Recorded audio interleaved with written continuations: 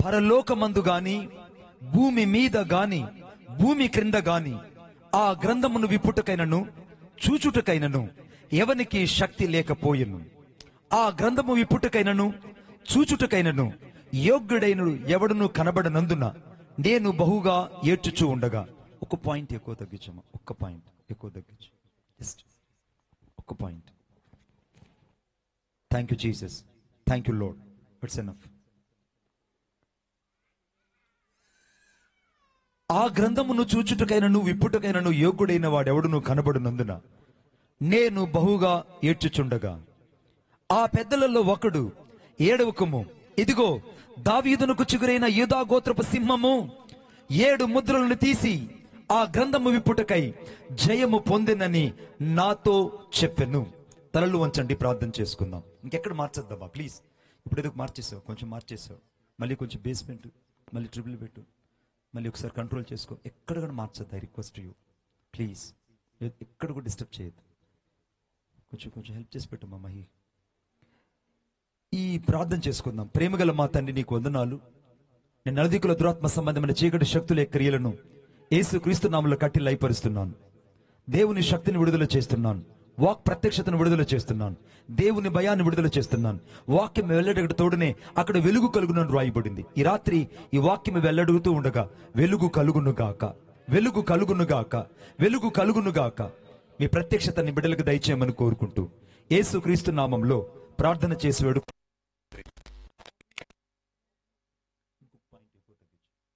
ఈ ప్రకటన గ్రంథం 5వ అధ్యాయం, ప్రకటన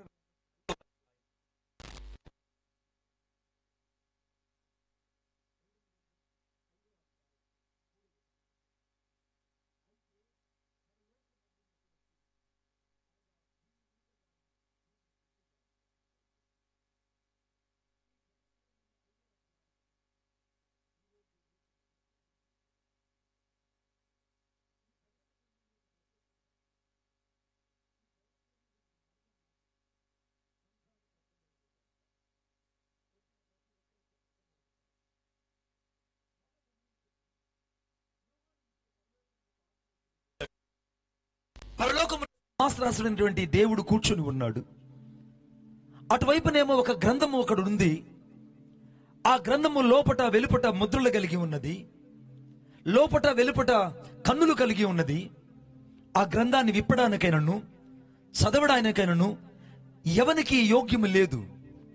ఎందుకంటే పరలోకమందునైనను భూలోకమందునైనను పాతాళ లోకమందైనను, అంటే 3 లోకాల్లో ఉన్నటువంటి మనుషులు ఎవరు కూడా, పరలోకములో ఉన్న పరిశుద్ధులు, పరలోకములో అనగా ఉన్నటువంటి సకల పరిశుద్ధులు, దేవదూతలు యోగ్యులు కాదు ఆ గ్రంథాన్ని విప్పడానికైనను జస్ట్ అలా చూడ్డానికైనను. ఆమేన్ చెప్పండి గట్టిగా. ఇప్పుడు పరలోకంలో నుంచి ఎవరు రావట్లేదు దిగి. ఆ గ్రంథాన్ని విప్పడానికైనను చదవడానికైనను ఎవనికి అర్హత లేకుండా పోయింది. భూలోకములో ఆదాము మొదలుకొని, నీతిమంతుడైనటువంటి నోవాహు మొదలుకొని, నిందారదుడైనటువంటి హానోకు మొదలుకొని, బెరాక కుమారుడైన జకరియా వరకు, అనగా చివరకు యేసుక్రీస్తు ప్రభు యొక్క రక్తం చేత కడగబడిన సకల పరిశుద్ధులు ఈ భూమి మీద ఎవరు కూడా ఆ గ్రంథాన్ని విప్పడానికి అర్హులు కాజాలలేకపోయారు. Nobody cannot be eligible. They shall not open this book. ఆ పుస్తకాన్ని ఓపెన్ చేయడానికి ఎవరికి శక్తి లేకుండా పోయింది, అర్హత లేకుండా పోయింది. 3 పాతాళ లోకము. భూమి క్రిందనే మాటకు పాతాళ లోకము. ఈ పాతాళ లోకములో ఉన్నటువంటి ఎవ్వరు కూడా అధికారం పొందిన వారు కారు. ఇప్పుడు 3 లోకాలున్న ప్రజలు ఎవరు కూడా ఆ గ్రంథాన్ని తాకడానికైనను ఆ గ్రంథాన్ని విప్పడానికైనను కనీసం ఆ గ్రంథంలో ఉన్నదాన్ని చదవడానికైనను అర్హులుగా ఈ 3 లోకాల్లో ఉన్న వాళ్ళు ఎవరు కనబడలేదు. కొట్టండి చప్పట్లు గట్టిగా. ఈ 3 లోకాలు ఉన్న ప్రజలు ఎవరు కూడా అర్హులు కాదు. యోహాను ఈ దర్శనాన్ని చూచి ఏడుస్తున్నాడు. అయ్యో, ఇంక 3 లోకాల నుంచి రాకపోతే ఇంకొక లోకం ఎక్కడుంది? ఆకాశ మహాకాశాలు దాటుకొని పరలోకం ఒకటి ఉంటే అక్కడి నుంచి అర్హులు ఎవరు లేరు. భూలోకములో నుంచి కూడా ఎవరు అర్హులు లేరు. చివరకు పాతాళ లోకంలో నుండి కూడా ఎవరు అర్హులు లేరే అని ఏడుస్తూ ఉంటే ఒక దేవదూత యోహాను పక్కన నిలబడి, యోహాను భయపడకు, యూదా గోత్రపు సింహమైనటువంటి నజరేయుడైన యేసుక్రీస్తు ప్రభు వధించబడిన గొర్రె పిల్లగా ఆయన రక్తము చేత సకల ప్రజలను విమోచించి విడుదల చేసినటువంటి నిష్కలంకుడు, పరిశుద్ధుడు, తన అమూల్యమైన రక్తము చేత సకల మానవాళిని కొన్న దేవుడు ఈ గ్రంథాన్ని విప్పడానికి అర్హుడు, అదుగో ఆయన చూడు అని అక్కడ చెప్పగానే యేసుక్రీస్తు ప్రభు వధించబడిన గొర్రె పిల్లగా అక్కడ కనపడ్డాడు. కొట్టండి చప్పట్లు గట్టిగా. వధించబడిన గొర్రె పిల్లగా యేసుక్రీస్తు ప్రభు పరలోకములో కనపడ్డాడు. వధించబడిన గొర్రె పిల్లని యేసుక్రీస్తు ప్రభు పరలోకములో కనబడినప్పుడు యోహాను చూస్తూ ఉండగా ఆ గ్రంథాన్ని యేసుక్రీస్తు ప్రభు విప్పాడు. 3 లోకాలను మనుషులందరూ అక్కడ నిలబడి చూస్తున్నారు. అయ్యో, మేమెవరు అర్హులు కాదు, ఈయన తప్ప ఇంకెవరు అర్హుడు కాదు, ఈయన గాక మరి ఏ దేవుడు లేడు, ఈయన గాక ఇక దేవుడనే పదానికి అర్హుడు కూడా ఎవరు లేరు, ఈయన మాత్రమే ఆ గ్రంథాన్ని ఇప్పగలడు, చదవగలడని సకల జీవులు సైతం, పరిశుద్ధులు సైతం, పరలోకంలో ఉన్న 3 లోకాలను ప్రజలు యేసు ప్రభు పాదాల మీద సాగిలిపడి నమస్కరించిన గొప్ప శుభదినం అది. కొట్టండి ఇంకా గట్టిగా చప్పట్లు. ఇప్పుడు యేసుక్రీస్తు ప్రభు మహామహుడై, యేసుక్రీస్తు ప్రభు సుహద్రూపై, యేసుక్రీస్తు ప్రభు అత్యంత శక్తి కలిగిన వాడై, యేసుక్రీస్తు ప్రభు 3 లోకాలను జయించినటువంటి జయశీలుడుగా వధించబడిన గొర్రె పిల్లగా అక్కడ ఆయన ప్రత్యక్షమయ్యి ఆ గ్రంథాన్ని విప్పాడు. ఇంతటికి ఆ గ్రంథంలో ఏముంది? ఆ గ్రంథంలో ఏముంది? ఆ గ్రంథంలో 2 సంభవాలున్నాయి. ఒకటి విమోచన, విడుదల ఉన్నది. The first one is the redemption, విడుదల ఉన్నది. మరొక వైపున తీర్పులు ఉన్నాయి. ఒకవైపునేమో విడుదల, రెండవ వైపునేమో తీర్పులు. ఈరోజు నేను విమోచన అనే దాని గురించి మీతో చెప్పాలని పరిశుద్ధాత్మ చేత నేను ప్రేరేపించబడ్డాను. నేను ఈ యొక్క సభల కొరకు ప్రార్థిస్తున్నప్పుడు సరిగ్గా మధ్యాహ్నం 3 గంటల సమయంలో నేను ప్రార్థిస్తూ ఉండగా దేవుడు నాకు ఒక దర్శనాన్ని ఇచ్చాడు. ఆ దర్శనం ఏంటో తెలుసా? ఈ ప్రాంతానికి నేను వస్తున్నప్పుడు ఓ పెద్ద ఘట సర్పం ఈ ప్రాంతం వైపు నోరు తెరిచి ఉండడం నేను చూచాను. చాలా మంది ఆ సర్పము అనగా ఆ తెరవబడినటువంటి ఆ సర్పపు నోటిలోనికి ప్రజలు వెళ్ళిపోతున్నారు. ఒక్కొక్కరు వెళ్ళిపోతున్నారు. యవనస్తులు వెళ్ళిపోతున్నారు, పెద్దలు వెళ్ళిపోతున్నారు, వృద్ధులు వెళ్ళిపోతున్నారు. చివరకు క్రైస్తవులు అనబడిన వారు కూడా ఆ యొక్క ఘట సర్పం అనే సర్పము నోటిలోకి వెళ్ళడం నేను చూచాను. ఆ సర్పము ప్రతి మనుషుణ్ణి అమాంతంగా నోటిలోకి తీసుకొని మింగేసి, మాత్ర ఎలా మింగుతామో అలాగది మింగేస్తుంది. ఒక్కొక్కరిని గుటకలు వేసి వెళ్ళిన వాళ్ళు బయటకు రావట్లేదు. అంతటితో దాని కోపం ఆగక అది ఒక్కసారిగా ఊరు మీద పడి ప్రజలందరినీ నులిచేస్తూ ఉంది, ప్రజలందరినీ నలిపేస్తుంది. ఆ సర్పము కింద పడిన ప్రజలు నలిగిపోతున్నారు, ఆహాకారాలు చేస్తున్నారు. ఆ సర్పము కింద పడిన వాళ్ళు, అయ్యో మాకు విడుదల కావాలి, మమ్మల్ని విడిపించే వాళ్ళు కావాలని ఆ సర్పము కింద మనుషులు ఏడుస్తూ ప్రలాపిస్తుంటే ఆ సర్పం యొక్క శిరస్సు మీద ఒక వ్యక్తి కాలు పెట్టి దాన్ని అగత్ పాతాళానికి తొక్కడం నేను చూశాను. ఆ యొక్క సర్పం యొక్క శిరస్సు మీద ఎప్పుడైతే ఒక వ్యక్తి అగత్ పాతాళానికి తొక్కాడో ఒక్కసారిగా ఆ సర్పంలో నుంచి అగ్ని కణికలు బయటకు వచ్చాయి. ఆ సర్పంలో నుంచి భయంకరమైన పొగ లాంటి ఆ యొక్క అగ్ని కణాలన్నీ బయటకు వచ్చాయి. దానిలో నుంచి మనుషులు కాలిపోయి, అనగా శరీరం అంతా బొబ్బలుగా మారిపోయి, శరీరం అంతా కాలిపోయిన వాతలు కలిగి, భయంకరమైనటువంటి కాలిపోయిన శరీరాలు కలిగి దానిలో నుంచి బయటకు వచ్చి, అమ్మో మమ్మల్ని సర్పంలో నుంచి ఈ వ్యక్తి కాపాడాడు, మమ్మల్ని సర్పంలో నుంచి ఈ మనుషుడు కాపాడాడు, అయ్యా నువ్వు ఎవరంటే ఆ వ్యక్తి అంటున్నాడు, నా పేరు నజరేయుడైన యేసుక్రీస్తు ప్రభు. నా పేరు నజరేయుడైన యేసుక్రీస్తు ప్రభు. ఈ రాత్రి యేసుక్రీస్తు ప్రభు ఎందుకు వచ్చాడో తెలుసా? ఇక్కడికి ఈ రాత్రి నశించిపోతున్న ప్రజలను విడిపించడానికి, సత్యమేదో అసత్యమేదో తిరగలేనటువంటి జనాంగం కొరకు, విడుదల అన్నది సమీపించిన విడుదల గురించి అర్థం కాని వారి కొరకు, రక్షణ గురించి చెప్తూ ఉన్న రక్షణ గురించి ఇంకా అర్థం కాని వారి కొరకు ఈ రాత్రి యేసుక్రీస్తు ప్రభు ఇక్కడ నిలిచి ఆ సర్పపు నోటుల నుండి మనుషులు తీసుకొని రావడానికి నిలిచి ఉండడం నేను చూచాను. ఈ రాత్రి మీటింగ్కి వచ్చిన చాలా మంది సర్పపు నోటిలో బంధించబడినట్టే ఏదో ఒక బలహీనత చేత నువ్వు బంధించబడి ఉన్నావు. ఏదో ఒక బలహీనత చేత నీవు నిజముగా బంధించబడి ఉన్నావు. పైన భక్తి కలిగి ఉన్నావు కానీ నిజమైన దేవుని శక్తి నీకు అర్థం కావట్లేదు.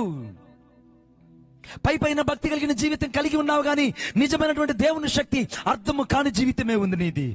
యవనస్తులు బందీలుగా మార్చబడ్డారు, పెద్దలు బందీలుగా మార్చబడ్డారు, చిన్నపిల్లలు బందీలుగా మార్చబడ్డారు. ప్రతి ఒక్కరూ ఒక్కొక్క వ్యసనాలలో ఉండడం నేను చూశాను. ఈ రాత్రి నువ్వు ఏ వ్యసనంలో ఉన్నావో, ఏ చీకటి సంబంధమైన మరణకరమైనటువంటి పాపములో ఉన్నావో, ఏ సర్పమైనటువంటి శాతానుడి నోటిలో పడి బందీ అయిపోయి బయటకు రాలేకపోతున్నావో, ఈ రాత్రి నిన్ను విడిపించడానికి 3 లోకాలను జయించి ఆ గ్రంథాన్ని విప్పిన నజరేయుడైన యేసు క్రీస్తు ప్రభు యొక్క హస్తము ఆ యొక్క సర్పాన్ని ఏ రీతికైతే శిరస్సు మీద కొట్టి తొక్కిందో, ఈ రాత్రి ప్రజల్ని విడిపించడానికి యేసు మాత్రమే మహామహిమను ఘనతను పొందబోతున్నాడు. ఆమేన్, ఆమేన్. మీకు అర్థమయ్యేటట్టు చెప్తాను. నేను విమోచన అనే మాటకు నేను చెప్తున్నాను. ఒక 3 యవనస్తులు రావాలి. ఒక 3 త్వరగా, ఒక 3 Emmanuel just call to the 3 peoples to there. సరే మీరున్నారండి, ప్లీజ్ మీరండి. ఒక 3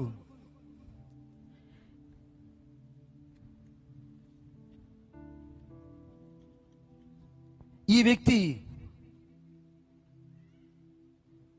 వ్యక్తి పొలం ఇతనుకుంది. ఇది పొలాల కాగితం.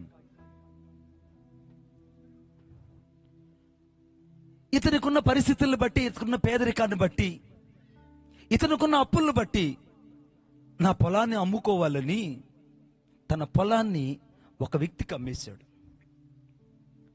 పొలానికి ఒక వ్యక్తికి అమ్మేశాడు. అయ్యా, నేను పేదరికంలో ఉన్నాను, నా పొలాన్ని అమ్ముకుంటే నేను బతకాలనుకుంటున్నాను, దయచేసి నా పొలాన్ని నీకు అమ్మేస్తున్నానని ఈ వ్యక్తికి తన దగ్గర ఉన్నటువంటి ఆ పొలాన్ని, చిన్న 2 ఎకరాల పొలాన్ని ఈ వ్యక్తికి దారాదత్తం చేశాడు. ధర్మశాస్త్రం ప్రకారం ఒక మాట ఉంది, లేవియకాండం 26లో, ఎవరైతే వీళ్ళ యొక్క పొలాన్ని కొనుక్కుంటారో 50 సంవత్సరాల తరువాత, అనగా సునాద పండుగ వచ్చిన తరువాత వీళ్ళ పొలాన్ని తిరిగి మళ్ళా ఇతడు ఇచ్చేయాలి. ఆమేన్ చెప్పండి గట్టిగా. అది ఎవరి నిబంధన? ధర్మశాస్త్రం యొక్క నిబంధన. ఇతను అమ్మేశాడు, అప్పయ్యి ఇతను అమ్మేశాడు పేదరికాన్ని బట్టి. కానీ ఒక విచిత్రమైన సంఘటన ఏంటంటే 50 సంవత్సరాల తరువాత ఇతడు వెళ్ళి ఆ డబ్బులు ఇచ్చి మళ్ళా అతడు కొనుక్కోవడానికి ఇతడు అర్హుడు. ఆమేన్. అర్థమవుతుందని చెప్పేది? చాలా జాగ్రత్తగా వినాలి. ఇప్పుడు ఈ పొలాన్ని వీడు కొనుక్కున్నాడు. వీడు ఇప్పుడు కొన్న వ్యక్తి ఈ అమ్మేసిన వ్యక్తి కడు పేదడు, కడు పేదవాడు, ఆ పూటకు కూడా గడవలేనివాడు. ఇతను అనుకుంటున్నాడు, అయ్యో 10 ఏళ్ళు అయిపోతుంది, నా పొలాన్ని విడిపించడానికి ఎవరు లేరు. అయ్యో 20 ఏళ్ళు అయిపోతుంది, నా పొలాన్ని విడిపించడానికి ఎవరు లేరు. ఎందుకంటే లేవియకాండం 26వ అధ్యాయం ప్రకారముగా ఎవరైతే నా పొలాన్ని విడిపిస్తారో వారు నాకు సమీప బంధువుడు. నాకు ఎవరైనా సమీప బంధువులు ఉన్నారని వెతుకుతున్నాడు. ఎవ్వరూ రాలేదు. సరిగ్గా 40 ఏండ్లు గడిచిన తరువాత అతని యొక్క సమీప బంధువుడు ఒకడు వచ్చాడు. అతను వచ్చి అంటున్నాడు, అయ్యా ఏంటయ్యా నీ పొలం అతని చేతిలో ఉందంటే, అవును బాబు, నా పేదరికాన్ని బట్టి, నాకున్న కష్టాన్ని బట్టి నా పొలాన్ని అతనికి అమ్మేశాను. తిరిగి కొనుక్కునే స్తోమత నాకు లేదు, తిరిగి కొనుక్కునే స్థితి కూడా నాకు లేదు, తిరిగి కొనుక్కునేంత స్తోమత కూడా నాకు లేని పరిస్థితుల్లో నిస్సహాయుణ్ణి నేను అలాగే ఉన్నాను. అప్పుడు ఈ వ్యక్తి అంటున్నాడు, భయపడుకో, నీకు బదులుగా నేను సమీప బంధువున్నై నీ పక్షముగా నేను నిలచి వాడి చేతుల్లో ఉన్న పొలం కాగితాలను నేను వాడికి వెల చెల్లించి నీ పొలాన్ని తిరిగి ఇప్పిస్తానన్నాడు. కొట్టండి చప్పట్లు. నీ పొలాన్ని నేను తిరిగి ఇప్పిస్తాను. ఈ వ్యక్తి ఇతనికి కాస్త సమీప బంధువు, అంతే, సమీప బంధువు. ఋతు గ్రంథం 4వ అధ్యాయంలో ఏ రీతిగా అయితే ఆ బోయాజు దగ్గర సమీప బంధువుడు ఎవరు లేరమ్మా నీకు? ఋతమ్మా నీకెవరు సమీప బంధువులు లేరా? నీ సమీప బంధువులు చెప్పమ్మా, విడిపించడానికి వస్తే బాగుందంటే సమీప బంధువులు ఎవరు లేరు అక్కడ. అదేలాగానే ఈ సమీప బంధువుడు ఈ పేదరికమైనటువంటి వ్యక్తి దగ్గరకు వచ్చి, భయపడకు బాబు, నీకు బదులుగా నేను అతని దగ్గరికి వెళ్ళి అడిగాడు, నీకెంత కమ్మాడు అతను? అయ్యా నాకు 25,000 కమ్మాడయ్యా, ఇదిగో ఆ 25,000 ప్రతిగా 50,000 నీకు ఇస్తున్నాను, ఆ పొలం కాగితాలు తిరిగిచ్చే అన్నాడు. వీడికి 50,000 రూపాయలు డబ్బులు చెల్లించి ఈ పొలం కాగితాలు తీసుకొని ఈ వ్యక్తి ఒక్కసారిగా వచ్చి ఈ వ్యక్తికి తిరిగి మళ్ళా తన పత్రాలు తెచ్చి తనకిచ్చాడు.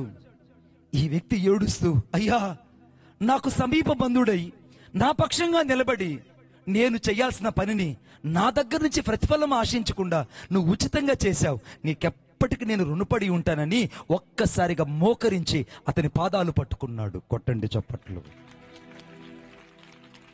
అందరి మనసులోకి వెళ్ళాలని కోరుకుంటున్నాను. ఇది ఇప్పుడు ఈ మనుషుడు విడిపించబడలేని స్థితిలో ఈ వ్యక్తి వచ్చి అతనికి బదులుగా నిలబడి అతని యొద్ద నుంచి ఆ కాగితాలు కొని తిరిగి అతని చేతికిచ్చాడు. సరిగ్గా ఇదే జరిగింది నీ జీవితంలో. ఇప్పుడు నేను చెప్తున్నాను, దీన్ని మార్చి ఒకసారి ఆలోచించండి. ఇతడి పేరు ఆదాము. ఈ ఆదాము పాపమునకు అమ్మివేశాడు సకల ప్రజలను. ఈ ఆదాము పాపం చేసి సకల ప్రజలను అమ్మేసి వారిని దాసత్వంలోకి అమ్మేశాడు. ఏదైనా తోటలో ఆజ్ఞాతిక్రమం పాపమని తెలిసి ఈ మనుషుడు కేవలము దేవుడు నిషిద్ధమైన వాటిని తిని దేవునికి వ్యతిరేకంగా పాపం చేసి ఆదిలోనే దేవునికి వ్యతిరేకంగా సకల మానవాళిని అమ్మివేశాడు పాపానికి. మొదటి ఆదాము వల్ల భూలోకములకు ఏ రీతికైతే పాపము సంప్రాప్తించిందో, ఇతను చేసిన ఆ యొక్క ఆజ్ఞాతిక్రమాన్ని బట్టి ఈ భూలోకములో ఉన్న నీవు, నేను, సకల ప్రజలు, ఈ భూమి మీదకి మనిషిగా పుట్టబోయేవాడు మొదలుకొని, పుట్టినవాడు మొదలుకొని, చచ్చినవాడు మొదలుకొని సకల ప్రజలను ఇతడు పాపానికి అనగా ఆ శాతానుడికి అమ్మివేశాడు. శాతానుడి చేతిలో ఇప్పుడు అమ్మివేయబడిన జీవితాలు. ఆ సర్పము నోట్లో ఏ రీతికైతే అనేక మంది ఉన్నారో, ఈ రాత్రి అనేక మంది శాతానుడి చేతులు బందీలుగా ఉన్నారు. బలహీనతల్లో ఉండే వాళ్ళు ఉన్నారు. భక్తి జీవితంలో భక్తి జీవితంలో జీవిస్తూ క్రీస్తుకు వ్యతిరేకంగా పాపం చేస్తూ ఇంకా దేవునికి అనగా సంతోషపెడుతానని చెప్పి చీకట్లో బతుకుతున్న వారు ఇక్కడ లేకపోలేదు. అవిశ్వాసులుగా బ్రతుకుతూ విశ్వాసాన్ని దేవుని భ్రమపరిచేవారు లేకపోలేదు. నాకు దేవుడు తెలుసని కూడా ఇంకా యేసును బాహాటంగా సిలువ వేసే వాళ్ళు ఇక్కడ లేకుండా పోలేదు. ఇప్పుడు ఆదాము చేసిన పాపాన్ని బట్టి ఇప్పుడు ఆ యొక్క ప్రతి మానవాళి యొక్క పాపపు జీవితం, పాపపు హృదయాలన్నీ ఇప్పుడు శాతానుడి చేతిలోకి వచ్చేసాయి.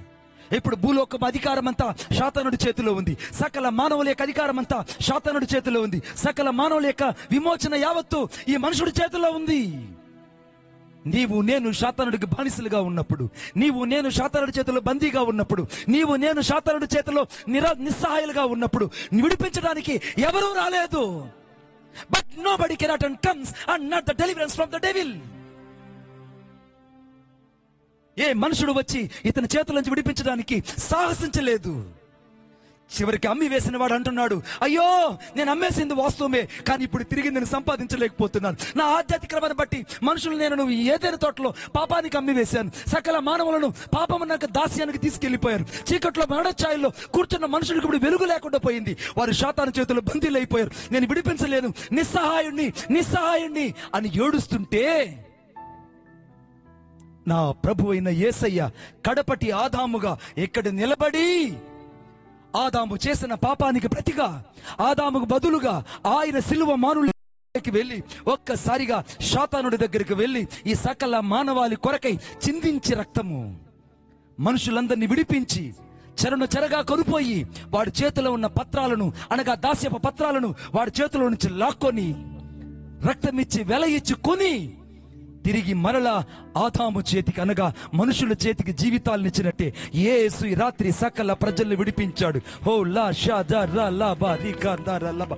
The God is deliverance to everyone, but nobody can unbind out the tight of the chains. నువ్వు శాతానుని యొక్క బలహీనతల చేత బంధించబడ్డాను కాదు ఈ రాత్రి ఇక్కడికి వచ్చింది. ఇప్పుడు శాతానుడు అంటున్నాడు, అయ్యో, వాడు విడిపించబడలేడు, వాడు ఇంకెప్పుడు నన్ను విడిపించుకోలేడు ఈ కాగితాలు అనుకుంటే ఈ సమీప బంధువు వచ్చి విడిపించాడే. ఈ సమీప బంధువే నా ప్రభు అయిన యేసయ్య. అందుకే అనగా ఎఫెసీయులకు రాసిన పత్రిక 2వ అధ్యాయం 8వ వచనం రాయబడింది. 2వ అధ్యాయం 8వ వచనం రాయబడింది, మీరు కృపచేతనే రక్షించబడి ఉన్నారు, ఇది మీ వలన కలిగినది కాదు, దేవుని వరం. It's given by the gift of the God, not by your faith. మీరు కృపచేతనే రక్షించబడ్డారు. ఈ రాత్రి రక్షించబడింది కృపచేతనే, విడిపించబడింది కృపచేతనే. ఆయన కృపే నిన్ను వెతికి వెతికి వెతికి రక్షించింది. చాలా మంది అంటారు, నేను యేసయ్యను నమ్ముకున్నా, నేను యేసయ్యను నమ్ముకున్నా, యేసయ్యను నమ్ముకున్నానని. నువ్వు నమ్ముకోలేదురా బిడ్డ యేసయ్యని. ఆయన ప్రేమ నిన్ను వెతుక్కుంటూ వెతుక్కుంటూ వెతుక్కుంటూ నీ దగ్గరకు వచ్చింది. ఈ కొలలపూడిలో దాదాపు 8 వీధులు ఉన్నాయి. ఈ 2 పల్లెల్లో 8 వీధులు. అర్థమైందా?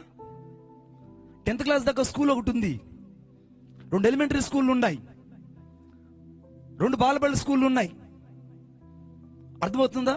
ఒక ప్రభుత్వ ఆసుపత్రి ఒకటి ఉంది. ఇక్కడ మనుషులు నిరక్షరాస్యులు ఉన్నారు, అక్షరాస్యులు ఉన్నారు, లిటరేచర్ ఉన్నారు, నాన్ లిటరేచర్స్ ఉన్నారు. కానీ రక్షించబడిన వారి కొరకు ఆయన అనాది ప్రణాళిక ఎంత వెతుక్కుంటూ వచ్చిందో తెలుసా? ఈ రాత్రి ఏ మనుషుడు కూడా ఈ సభల్లోకి వచ్చిన వారు విడుదల పొందకుండా, రక్షించబడకుండా, రక్తం చేత కడగబడకుండా ఇక్కడి నుంచి వెళ్ళకూడదని దేవుని ప్రణాళిక నిన్ను వెతుక్కుంటూ వచ్చింది. దేవుని ప్రణాళిక నిన్ను వెతుక్కుంటూ వచ్చింది.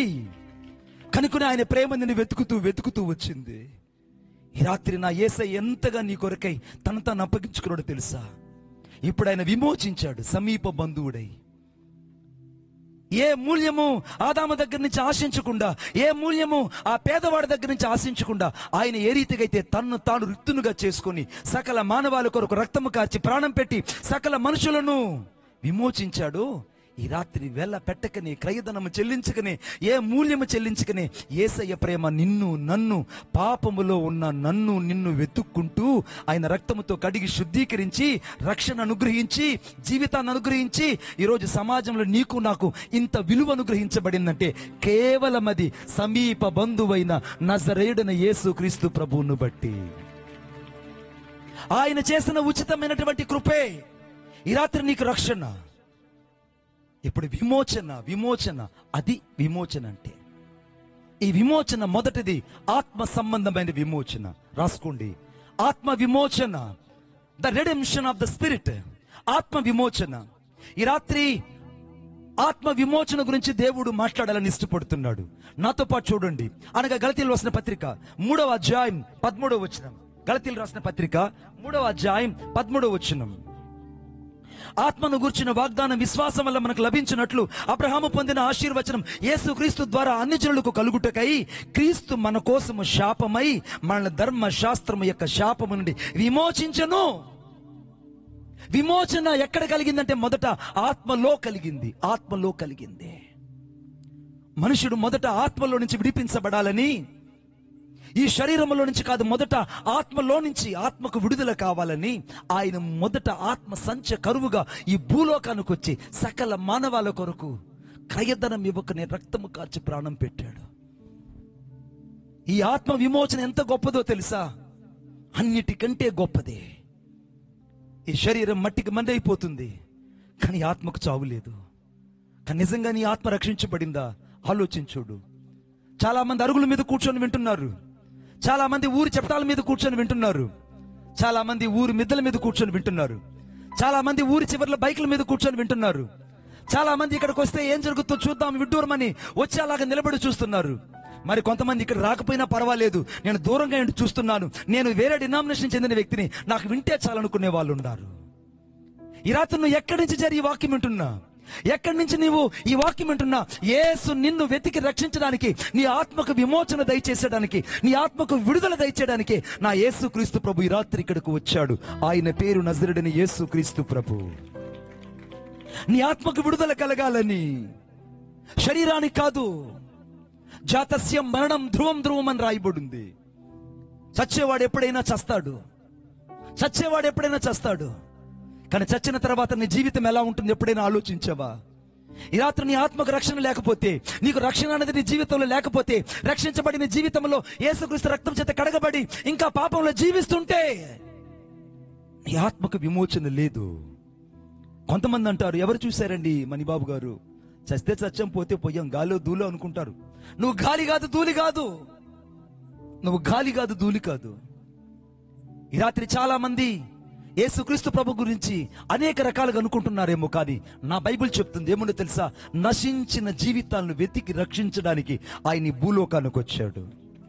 ఈ రాత్రి నశించిన జీవితాలను, ఆత్మ లేనిది ఎవరికో తెలుసా? కేవలం జంతువులకు మాత్రమే. ఆత్మ లేనిది కేవలం జంతువులకు మాత్రమే, కానీ ఆత్మ అనేది ప్రతి మనుషునికి ఉంది. ఎందుకంటే ఆయన మనుషుణ్ణి తన పోలిక చొప్పున ఆయన నరుడిని తయారు చేశాడు. వాడి నాసికారంధ్రంలో జీవవాయువు నూదగా నరుడు జీవము ప్లస్ ఆత్మాయను. నరుడు జీవాత్మయాడు. ఆయన నాసికారంధ్రంలో అనగా ఆదాము నాసికారంధ్రంలో జీవవాయువు నూదగా దేవుడు అనగా దేవుడు పలుకగా మనుషుడు జీవాత్మయాడు. ఇప్పుడు నీలో జీవమైనటువంటిది యేసు ఉన్నాడు. ఆత్మ అనేది నీలో ఉంది. ఈ శరీరం ఎప్పుడైనా నేను విడిచిపెట్టి వెళ్ళిపోవచ్చు, ఎప్పుడైనా నిన్ను మోసం చేయొచ్చు, ఎప్పుడైనా నిన్ను ఇది మోసం చేస్తుంది. నువ్వు ఎంత ఆపి పెట్టుకున్నా నీ శరీరం నిన్ను వదిలిపెట్టదు. ఒకరోజు ఒక గొప్ప సినిమా యాక్టర్ ఆండ్రూ స్పెర్స్ అన్నటువంటి గొప్ప సినిమా యాక్టర్, అతను ప్రపంచంలోకెల్లా అత్యధికమైన ధనికుడుగా తను జీవిస్తూ ఉండేవాడు. అమెరికా దేశంలో తాను విచ్చలవిడిగా డబ్బులు సంపాదించడం ప్రారంభించాడు. ఒకరోజు అనుకుంటాడు, ఇంకా నేను కోటీశ్వరుని అవ్వాలి, ఇంకా నేను కోటీశ్వరుని అవ్వాలి, భూములు కొనాలి, పొలాలు కొనాలి, అంతస్తులు కొనాలి, కార్లు కొనాలి, విలాసవంతమైనటువంటి జీవితం జీవించాలని అన్నీ కొనడం ప్రారంభించాడు.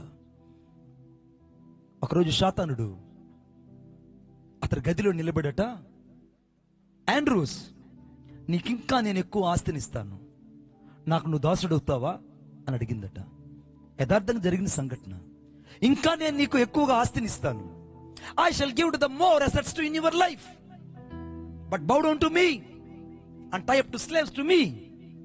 నాకు నువ్వు బందీగా బానిసగా మారిపోవాలి, నేను చెప్పింది నువ్వు చెయ్యాలి, నేనేం చెప్తే అది నీ శాసనంగా నువ్వు అనుమతించాలి. అలా చేస్తే నీకింకా నేను ఎక్కువ ధనాన్ని ఇస్తానని చెప్పాడు. ఇతడు ధనం మీద ఆశ కలిగిన వాడు వెంటనే ఒప్పుకున్నాడు. ఇద్దరి మధ్య సంధి కుదిరింది. శాతానుడు ఆ రాత్రి కనపడి చెప్పేవాడంట, ఆండ్రూస్, రేపు రోజున గుర్ర పందాలకు వెళ్ళు, 4వ నెంబర్ మీద పందెం కట్టు, ఆ గుర్రం గెలుస్తుందని చెప్పేవాడు. ఇతడు సరిగ్గా 4వ నెంబర్ మీద కట్టగానే ఆ గుర్రం గెలిచేది, కోట్ల రూపాయలు తన అకౌంట్లోకి వచ్చేది. ఆండ్రూస్, రేపటి రోజున 1వ నెంబర్ గుర్రం మీద నువ్వు పందెం కట్టు, రేపు డబ్బులు వస్తుంది, ఇంకా నువ్వు ధనికుడవు. రేసుల్లో, పేకాట్లో, జూదములో, అన్నిట్లో విచ్చలవిడిగా డబ్బులు సంపాదించాడు.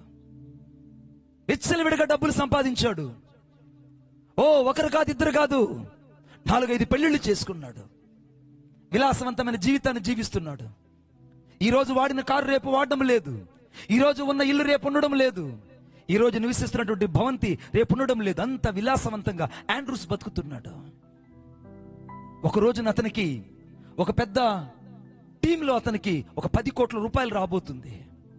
త్వరగా కారు తీసుకుంటున్నాడు, బయలుదేరుతున్నాడు, త్వరగా షూట్ వేసుకున్నాడు, ఆ షూట్కి బంగారు బట్టలు పెట్టుకున్నాడు, టై కట్టుకున్నాడు, వెళ్తూ ఉన్నాడు. శాతానుడు వచ్చి చేయట పెట్టింది. ఆగో! ఆండ్రూస్ అన్నాడు, అదేంటి శాతాను, నన్ను ఆపుతున్నావు? నీ పుణ్యమే కదా ఈ ఆస్తి అంతా, నీ పుణ్యమే కదా ఇదంతా, నువ్వు అనుగ్రహించిందే కదా, నువ్వు నాకు దేవుడు కదా, నన్ను ఎందుకు ఆపుతున్నావు నువ్వు? అవన్నీ పక్కకు పెట్టు గాని ఈరోజు నీ ప్రాణం నాకు కావాలి. నా ప్రాణమా? నేను నా ప్రాణాన్ని నీకు ఇవ్వను. నేను ఇంకా బతకాలి, ఇంకొక పెళ్లి చేసుకోవాలి, ఇంకా నేను ఆస్తిని సంపాదించాలి, ఇంకా నేను ఐశ్వర్యవంతం అవ్వాలి, ఇంకా నేను ఈ లోకమనంతా ఏలాలి, అనుభవించాలి. మొదలుపెట్టు అని అంటుంటే శాతానుడు గట్టిగా అతని చొక్కా పట్టుకొని అమాంతంగా వెనక్కి లాగుతుంది. ఆండ్రూస్ అరుస్తున్నాడు, శాతాను నన్ను వదిలిపెట్టు, శాతాను నన్ను వదిలిపెట్టు, నేను వెళ్ళాలి అని అంటుంటే అప్పుడు శాతాను అనింది, ఇంతకాలం ఎందుకు నీకు దేవుడిగా కనపడ్డానో తెలుసా? ఇంతకాలం ఎందుకు నేను బందీని చేశాను తెలుసా? నువ్వు నా మాట వింటావని. నీకు నాకు ఒక ఒప్పందం జరిగింది, ఆ ఒప్పందం ప్రకారం నీకు ఇచ్చిన టైం అయిపోయింది, ఇప్పుడు నాకు నువ్వు కావాలి, రా అని ఒక్కసారిగా వాడిని తీసుకెళ్లి జీవంతో ఉండగానే అమాంతంగా ఒక ఫ్యాన్కి వాడిని ఉరేసి చంపేసింది. తనకు తానుగా సూసైడ్ చేసుకునేటట్టు ఈ వ్యక్తిని ప్రేరేపించింది. వీడు చచ్చిపోయాడు. ఎందుకు చచ్చిపోయాడు ఆండ్రూస్? ఇప్పటిదాకా అర్థం కాలేదయ్యా. కోట్ల రూపాయల ఆస్తి అలాగనే ఆగిపోయింది. ఎటు చూసిన ఆస్తి, భవంతులు, ఒక్క పైసా కూడా ఆ మనుషుడు తీసుకుని వెళ్ళలేకపోయాడు. ఎవరిని నమ్మాడో ఆ వ్యక్తి అతను మోసం చేశాడు. ధనాపేక్ష సమస్త కీళ్లకు మూలమని నీ ఆత్మకు రక్షణ లేకపోతే నీ శరీరాన్ని నమ్ముకుంటే నీకు జరిగేది కూడా ఇదే. నీకు జరిగేది కూడా ఇదే. నువ్వు సంపాదించిన భూములు ఎవరు అవుతాయి, నువ్వు సంపాదించిన పిల్లలు, నువ్వు సంపాదించిన ఆస్తి, నువ్వు సంపాదించినటువంటి విలాసవంతమైన ఒక్కటి కూడా నువ్వు తీసుకొని వెళ్ళలేవు. చరిత్రలో చాలా మంది ధనం సంపాదించారు, ఒక్క పైసా కూడా భూలోకం నుంచి తీసుకొని వెళ్ళలేకపోయారు. నువ్వు తీసుకొని పోగలవా? ఈ రాత్రి నీ ఆత్మకు విమోచన లేకపోతే, నీ ఆత్మ రక్షించబడకపోతే, నీ ఆత్మకు అనగా యేసుక్రీస్తు రక్తంతో కడగబడినట్టు నిశ్చయత లేకపోతే ఈ రాత్రి నువ్వు వెళ్ళేది నరకానికి. జాగ్రత్త. ఎవరిని నమ్మి మోసపోతున్నావు నువ్వు? నా యేసుక్రీస్తు ప్రభు నీకు సమృద్ధిని ఇవ్వాలని, నా యేసుక్రీస్తు ప్రభు నీకు ఆశీర్వాదం ఇవ్వాలని, నా యేసుక్రీస్తు ప్రభు నీకు ఆరోగ్యం ఇవ్వాలని, ఈ రాత్రి నీ ఆత్మకు విమోచన దయచేయాలని ఆయన కార్చిన రక్తము ఇక్కడ నిలబడి ఉన్నది. ఒప్పుకున్నోళ్ళు చప్పట్లు కొట్టండి. యేసుక్రీస్తు ప్రభు యొక్క రక్తము ఇక్కడ నిలిచి ఉన్నది. సకల మానవాళ్ళని కడిగి పరిశుద్ధపరచడానికి, సకల మనుషులు నీతిమంతులను చేయడానికి. అందుకే వాక్యం రాయబడింది, అప్పుడు ఆయన కుమారుడైన యేసు రక్తము ప్రతి పాపము నుండి మనల్ని కడిగి పవిత్రులుగా చేస్తుంది. ఈ రాత్రి నీ ఆత్మ కలిగిన ప్రతి కల్మషము నుండి, నీ మనసు కలిగిన ప్రతి కల్మషము నుండి, నీ తలంపుల వల్ల కలిగిన ప్రతి కల్మషము నుండి ఈ రాత్రి యేసు రక్తం నిన్ను కడిగి పరిశుద్ధపరుస్తుంది. ఇవ్వగలవా నీ జీవితాన్ని? ఆత్మకు విమోచన. ఎఫెసీయులకు రాసిన పత్రిక అనగా 1వ అధ్యాయం 7వ వచనం. ఎఫెసీయులకు రాసిన పత్రిక 1వ అధ్యాయం 7వ వచనం. దేవుని కృపా మహదైశ్వర్యం బట్టి ఆ ప్రియునైనటువంటి యేసు ప్రభువు నందు ఆయన రక్తము వలన, ఈ మాట నోట్ చేసుకోండి, యేసుక్రీస్తు రక్తము వలన ఇప్పుడు మనకు విమోచనము కలుగుచున్నది. కొట్టండి చప్పట్లు గట్టిగా. యేసుక్రీస్తు రక్తము వలన. ఈ రాత్రి నీ ఆత్మకు రక్షణ ఎక్కడి నుంచి వస్తుందంటే యేసుక్రీస్తు రక్తము వలన. ఈ రాత్రి నీకు రక్షణ ఎక్కడి నుంచి వస్తుందంటే యేసుక్రీస్తు రక్తము వలన. ఈ రాత్రి నీ పాపమునకు క్షమాపణ ఎక్కడుందంటే యేసుక్రీస్తు రక్తము వలన. ఈ రాత్రి నీ ఘోరమైన పాపపు జీవితానికి విడుదల ఎక్కడుందంటే నజరేయుడైన యేసుక్రీస్తు ప్రభు యొక్క రక్తము వలన. ఆయన రక్తము లేకుండా నువ్వు రక్షించబడ్డం అసాధ్యం. ఆయన రక్తము లేకుండా నువ్వు శిక్షను తప్పించుకోవడం అసాధ్యం. అందుకే నీ ఆత్మకు మొదట విమోచన ఇవ్వడానికి ఆయన ఈ భూలోకానికి వచ్చాడు. ఆమేన్, ఆమేన్. రెండవది దేహ విమోచన. దేహ విమోచన, the redemption of the body. Redemption of the body. దేహ విమోచన, దేహ విమోచన. చదవండి నాతో పాటు దయచేసి. చూడు, రోమీయులకు రాసిన పత్రిక 8వ అధ్యాయం 23వ వచనం. 8వ అధ్యాయం 23వ వచనం. ఆత్మ యొక్క ఏంటమ్మా?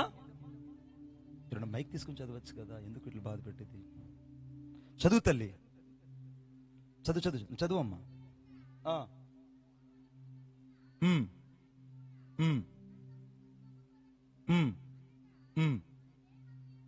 మన దేహము యొక్క విమోచనము కొరకు కనిపెట్టుచు మనలో మనము, ఆమేన్ చెప్పండి.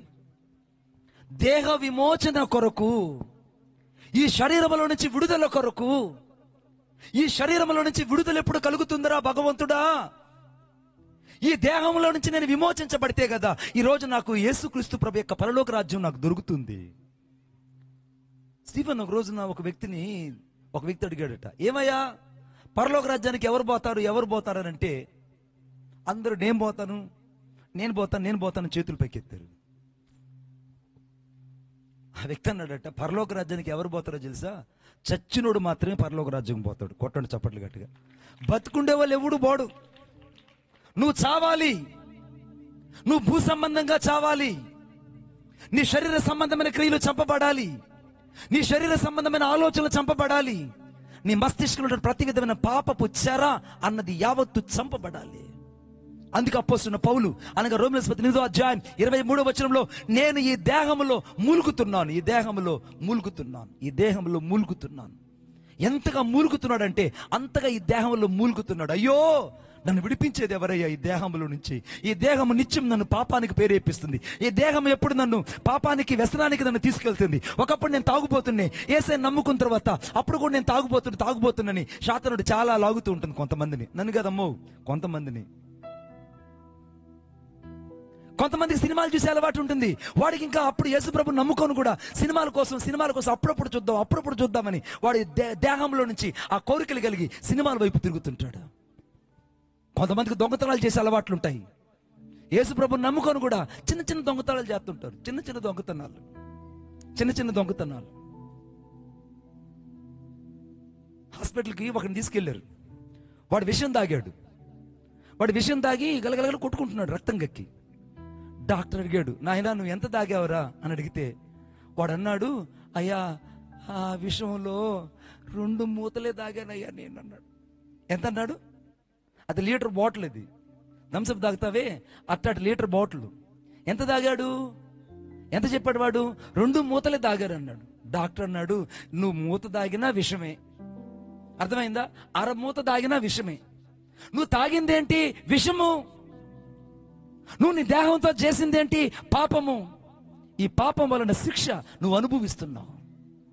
ఈ రాత్రి చాలా మంది ఎంతగా నలిగిపోతున్నారు తెలుసా దేహాలలో. నాకు తెలుసు. నేను ఒకరోజు ఒక ఊరికి వెళ్ళాను. యథార్థంగా జరిగిన సంఘటన. ఆ ఊరికి వెళ్తే ఒక యవనస్తుడిని చైన్లతో కట్టేస్తున్నారు. వాడిని మీటింగ్కి తీసుకొచ్చారు. మీటింగ్ కూడా తీసుకొని వచ్చి ఆటోకి ఒక చైన్ కట్టున్నారు, వాడిని కుర్చీలో పెట్టి ఒక చైన్ కట్టున్నారు. నేను ప్రార్థన అంతా అయిపోయిన తర్వాత వాడి దగ్గరికి వెళ్ళి, ఏంటి సహోదరుని సంకెళ్ళతో కట్టేస్తున్నారంటే, మణిబాబు గారు వీడికి ఒక దెయ్యం పట్టింది. ఆ దెయ్యం ఏంటంటే వీడు రాత్రిపూట తన శరీరాన్ని తను కోసుకొని బ్లేడ్తో రక్తాన్నంతా గ్లాసులో అట్ట పట్టుకొని కూడా తాగేస్తాడు. యథార్థం. వాడు రక్తాన్ని అలాగా వాడి రక్తాన్ని వాడే తాగేస్తాడు. రక్తం అని అనగా దేహం నుంచి విమోచనించడానికి కాదు, వాడి దేహంలోనికి దురాత్మ వెళ్ళి వాడిని విరిపించడం ప్రారంభించింది. పైపెచ్చు అంతటితో ఆగలేదంట. వాడి శరీరం అంతా కోసుకొని ఎక్కడ చూసినా ఘాట్లు అయిపోయి ఉంటే రోడ్డు మీద పోయే వాళ్ళు కూడా చేతులు కాళ్ళు పట్టుకొని అమాంతగా కొరికేసి వాళ్ళ రక్తాన్ని తాగుతాడంట వాడు. ఇంకా ఆ ఊరోళ్ళు వాడిని రాళ్లతో కొట్టి ఇంకా లాభం లేదని వాడిని తీసుకెళ్లి సంకెళ్ళతో గట్టి ఒక ఊరవతల పాడుబడిన ఇంట్లో బంధించేశారు. ఒకరోజు నా యొక్క అంబాజీపేటలో మీటింగ్ జరుగుతున్న ఎన్కొత్తపల్లి అనే ప్రదేశంలో ఆ మీటింగ్స్కి వాడిని తీసుకొచ్చారు. ఆ ఆటోకి వాడిని ఒక చైన్ కట్టున్నారు, ఒక చైన్ కుర్చీలో వేసి కూర్చోబెట్టి కట్టున్నారు. నేను వాడిని చూడగానే వాడు నోరు అమాంతంగా తెరిచి ఎవరిని కొరకదామని ఒక కుక్క ఎగబడినట్టు ఎగబడుతున్నాడు. ఈ రాత్రి దేహంలో అనేక మంది దురాత్మల చేత పీడించబడుతున్నారు. అనేక మందికి అనారోగ్యములు పడి బాధించబడుతున్నారు. కొంతమందికి వ్యసనాల్లో పడి దేహంలో విడిపించబడలేకపోతున్నారు. చాలా మంది యవనస్తులు రకరకాల వ్యామోహముల చేత బంధించబడి ఆత్మ కలిగిన కల్మషం నుంచి విడిపించబడలేక ఈ శరీరాన్ని నమ్ముకున్నందుకు ఈ శరీరం వల్ల వచ్చే ప్రతి అపవిత్రతను బట్టి అనేక సార్లు రోధిస్తూ మూలుగుతుండే వాళ్ళు ఇక్కడ లేకపోలేదు. వాడన్నా నేను, అయ్యా మీరు భయపడకండి, నా యేసుక్రీస్తు ప్రభు ఈరోజు బంధించబడిన ఇతన్ని విడిపించడానికి దిగి వచ్చాడు. బంధించబడిన ఇతన్ని విడిపించడానికి వచ్చాడు, దిగులు పడకండి అని చెప్పగానే యేసుక్రీస్తు నామములో ప్రార్థిస్తుండగా, నా చుట్టూన్న ప్రేయర్ టీము పరిశుద్ధులందరూ ప్రార్థిస్తుండగా ఆ దురాత్మ వాడిని విడిచిపెట్టి రకరకాల దేవుళ్ళ పేర్లు చెప్పి అరుస్తూ గిలగిల కొట్టుకుంటూ వాడిని విడిచిపెట్టి వెళ్ళిపోయింది. నా కళ్ళతో నేను చూశాను. 3వ రోజు మీటింగ్కి వాడు మంచి వస్త్రాలు వేసుకొని ఆ స్టేజ్ దగ్గరగా కూర్చొని నా వైపే చూస్తుండడం నేను చూశాను. హల్లెలూయా. దేహాల నుండి విమోచన కలగాలని అపోస్తలుడు పౌలు అంటున్నాడు, అయ్యో నాకు దేహంలో నుంచి విమోచన కలగాలని, ఈ దేహంలో నుంచి విడుదల కలగాలని ప్రతిరోజు ఈ దేహంలో మూలుగుతున్నాను నేను, గువ్వ మూలిగినట్టు. ఈ రాత్రి నీకు అనేకమైన బాధలు ఉండొచ్చు, అనేకమైన కష్టాలు ఉండొచ్చు, అనేకమైన అనారోగ్య స్థితిగతులు ఉండొచ్చు, అనేకమైనటువంటి శ్రమలని జీవితాన్ని వెతుకుతుండొచ్చు. నువ్వు భయపడవద్దు. ఈ దేహానికి విమోచన అన్నది ఒక రోజు కలుగుతుంది. ఆమేన్. అది ఎప్పుడైనా కలగొచ్చు. నేను అనుకుంటాను, అయ్యా నా దేహానికి విమోచన ఇప్పుడు కలిగిన సంతోషమనయ్యా, నన్ను తీసుకెళ్ళడానికి 100 మంది దేవదూతలు భూలోకానికి వచ్చి తీసుకెళ్తారు. ఆమేన్. నాకు ఆ నిశ్చయత ఉంది. ఈ దేహంలో నేను మూలుగుతున్నాను, నాకెప్పుడు విడుదల కలుగుతుందా? పక్షిరాజు రెక్కలు ధరించినట్టు ఎగిరి వెళ్ళిపోవడానికి ఈ మనుషులు కుట్రలు, మనుషులు మాయ మాటలు, మనుషులు కల్పితాలు, మనుషులు వాడుకొని అవసరానికి వదిలేసేవాళ్ళు. ఆకలైతే నిన్ను ఒక ఇస్త్రలాగా వాడుకుంటుంది ఈ లోకం. నిన్నే, నీ మీద ప్రేమ, మీ మీద జాలో కాదు, నిన్ను ఒక ఇస్త్రలాగా వాడుకుంటారు. అవసరం అయిపోయిన తరువాత, నీతో పని అయిపోయిన తర్వాత నిన్ను ఒక ఎంగిలి ఇస్తరుగా బయటకు పడేస్తారు.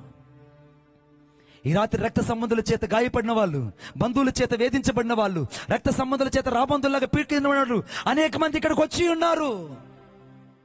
నువ్వు ఎంత మూలుగుతున్నావో, ఎంత కన్నీరు కారుస్తున్నావో, ఈ రాత్రి నీ కన్నీటికి నా యేసయ్య జవాబు ఇవ్వడమే కాదు, ఈ దేహములో మూలుగుతున్న నీకు నిజమైన విమోచన యేసుక్రీస్తు రక్తములోనే ఉన్నది. కొట్టండి చప్పట్లు గట్టిగా, యేసుక్రీస్తు రక్తములోనే ఉన్నది. చదవండి 2 కొరింథీయులకు రాసిన పత్రిక, అనగా 5వ అధ్యాయం 2వ వచనం. 2 కొరింథీయులకు రాసిన పత్రిక 5వ అధ్యాయం 2వ వచనం.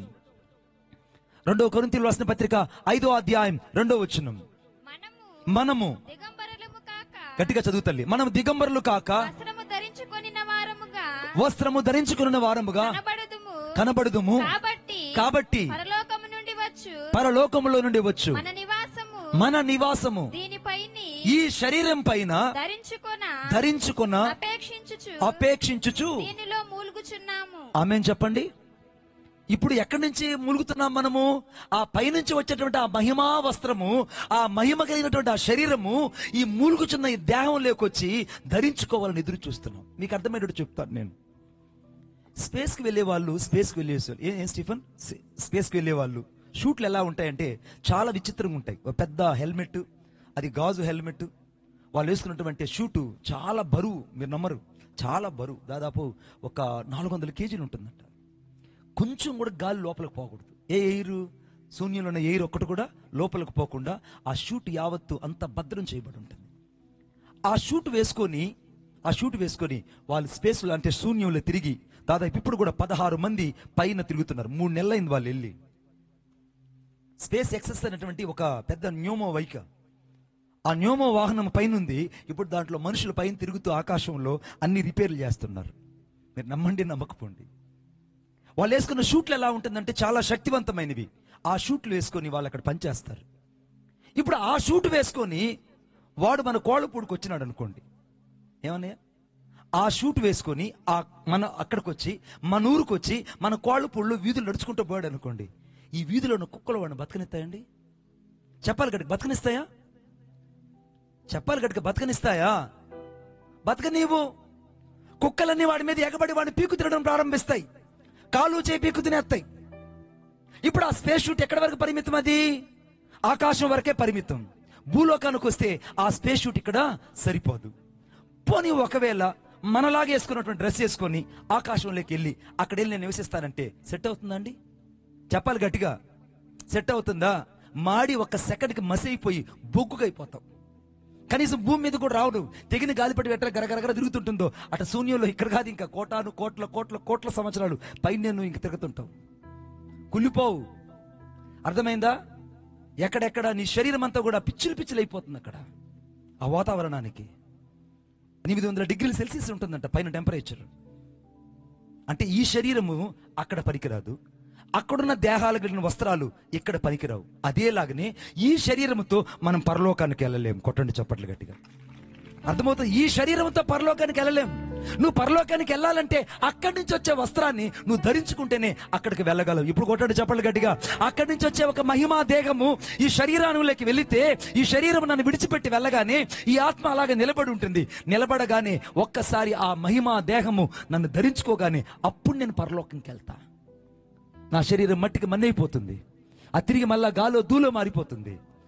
వాడు కాలుస్తాడు, పూడ్చి పెడతాడు, లేకుంటే తీసి ఏలాడగడతాడు, లేకుంటే పెట్టి ఆ యొక్క యాష్లో పెట్టి అమాంతగా తోసి 1 సెకండ్లో బూడిదగా బయట తీస్తాడు, ఏం తెలీదు. కానీ ఈ యొక్క దేహం మాత్రం ఎందుకు మూలుగుతుందో తెలుసా? అయ్యో నేను త్వరగా ఆ మహిమా దేహాన్ని ధరించుకోవాలి, నేను పరలోక రాజ్యానికి వెళ్ళాలి, అక్కడ నా యేసును చూడాలని ఇక్కడ చాలా మంది యేసు క్రీస్తు ప్రభు కొరకు దేహ విమోచన కలిగి జీవించాలని బతుకుతున్నారు. కొట్టండి. దేహ విమోచన కొరకు ఎదురు చూస్తున్నారు. 3వది చాలా ప్రత్యేకమైంది, సృష్టి విమోచన. The redemption of the universe. సృష్టి విమోచన. ఈ సృష్టి విమోచన గురించి ఒక మాట నేను చెప్తాను, దయచేసి నాతో పాటు చూడండి. రోమీయులకు రాసిన పత్రిక 8వ అధ్యాయము 19వ వచనం. రోమీయులకు రాసిన పత్రిక 8వ అధ్యాయము 19వ వచనం. 8వ అధ్యాయం 19వ వచనం. చదువునన్నా. దేవుని కుమారుల ప్రత్యక్షత కొరకు. కొంచెం గట్టిగా చదువు తల్లి. దేవుని కుమారుల ప్రత్యక్షత కొరకు. ఇంకొంచెం గట్టిగా చదువు నాన్న, కొంచెం వాల్యూమ్ పెట్టినాను. దేవుని కుమారుల ప్రత్యక్షత కొరకు దేవుని కుమారుల ప్రత్యక్షత కొరకు సృష్టి మిగుల ఆశతో తేరి చూచుచు కనిపెట్టుచున్నది. కనిపెట్టుచున్నది. ఇప్పుడు కొట్టండి చప్పట్లు గట్టిగా. సృష్టి యావత్తు విమోచన కొరకు కనిపెడుతుంది. అయ్యో యేసు, నువ్వు త్వరగా రా, నువ్వు త్వరగా రా, త్వరగా రా, నేను నిన్ను చూడాలనుకుంటున్నాను. ఆదాము మొదలుకొని ఈ సృష్టి యేసయ్య రాకడ కోసం కనిపెడుతుంది. నీకు తెలుసా? ప్రతి దైవజనుడు తెలుసుకోవాల్సిన సత్యం ఇది. ఒక గవర్నమెంట్ ఉద్యోగం సరైన సమయానికి డ్యూటీకి వెళ్ళలేడు. అర్థమవుతుందా? ఒక రైతు కింద పనిచేసేటువంటి ఒక వ్యవసాయకుడు సరైన సమయానికి వెళ్ళి పొలంలో నడుము వంచలేడు. ఒక సేవకుడు నిజంగా దేవుని సమయాన్ని దేవునికి ఇవ్వలేడు. ఖచ్చితత్వం, the right is the time is the most important to the every God servant. Without the punctuality the God shall not be used to our life for his sacrifice. ఆయన నిన్ను నన్ను విడిపించింది ఎందుకంటే నీ యొక్క మిగిలిపోయిన సమయాన్ని దేవునికి ఇవ్వడానికి కాదు. దేవుని కోసం చేస్తానని చేయకుండా నీవు నీలాగా నిర్లక్ష్య పెట్టుకుంటే అమాంతంగా దేవుడు చూస్తూ ఉన్నాడు అనుకోవద్దు. నీకు ఇష్టం వచ్చిన టైంకి నువ్వు సేవ చేస్తావు, ఇష్టం వచ్చిన టయానికి రైతు దగ్గరికి వెళ్తావు. రైతు ఏమంటాడు తెలుసా? రేయ్, నేను 9 గంటలకు వచ్చి నేను పొలంలో నేను నడువు వంచమన్నా, నువ్వు 10 గంటలకు వచ్చావు, నేను కూలి ఈయన పోరా అంటాడు. ఏమంటాడు అన్నయ్య? కూలి నేను ఇవ్వను. అప్పుడు ఏమనాలి వాడిని? అయ్యా అయ్యా అయ్యా అయ్యా నేను 1 గంట లేటుకు వచ్చా కదయ్యా, ఒక 10 రూపాయలు తగ్గించుకో. 10 రూపాయలు కదా, 100 రూపాయలు. అయ్యా 100 రూపాయలు తగ్గించుకొని 400 నాకు కూలి అయ్యా. ఒక సాధారణమైన వ్యవసాయకుడు ఒక రైతు దగ్గరికి లేటుగా పనికి పోతేనే వాడు కూలిని కత్తరిస్తున్నాడే. ఈ సృష్టి యావత్తు ఉదయం 6 గంటలకంతా సూర్యుడు అస్తమించి సాయంత్రం 5:30కంతా అస్తమిస్తున్నాడు. సాయంత్రం మళ్ళా 6 గంటలకు చంద్రుడు అస్తమించి సరిగ్గా ఉదయం 4 గంటలకంతా అస్తమిస్తున్నాడు. అంటే ఎవరు వీళ్ళకి జీతాలు ఇస్తున్నారు? ఇంత ఖచ్చితంగా సృష్టి యావత్తు దేవుని మాటకు లోబడి పనిచేస్తుంది. ఇంత ఖచ్చితంగా సృష్టి యావత్తు దేవుని మాటకు లోబడి పనిచేస్తుంది. ఎప్పుడు ఆదికాండం 1వ అధ్యాయంలో సూర్యుడు కలుగును గాక అంటే ఆ కలిగిన సూర్యుడు నేటికి దేవుని మాట వింటున్నాడే. చంద్రుడు కలుగును గాక అంటే దేవుని మాటకు లోబడి దేవుని యొక్క చిత్తాన్ని చేస్తున్నాడే. సముద్రం అనగానే సముద్రం సైతము దేవుని మాటకు లోబడి ఇసుకకు అనగా సరిహద్దులు మేరకుండానట్లు దేవుని మాటకు లోబడి ఇసుకను దాటి బయటకు రావట్లేదు. అంత పెద్ద సముద్రము. ఆమేన్. ఎంత పెద్ద సముద్రము! ఆ సముద్రం పొంగితే ఊర్లు నాశనం అయిపోతాయి. కానీ ఆ ఊర్లు దాటి నాశనం చేయకుండా ఆ యొక్క సముద్రంతో ఇసుక ఎంత ఉంటుందండి? ఎంత ఉంటుంది ఇసుక? చాలా కొంచెమే ఉంటుంది. ఒక కొంచెమే ఎంత ఉంటుంది? ఒక 20 మీటర్లు, 30 మీటర్లు, లేదా అర కిలోమీటర్ వరకు ఉంటుంది. 1/2 కిలోమీటర్లు ఇసుక కొన్ని లక్షల కిలోమీటర్ల సముద్రానికి లెక్క అన్నయ్యా? చెప్పనే ఏమండి? అర్థమవుతుందని చెప్తున్నది.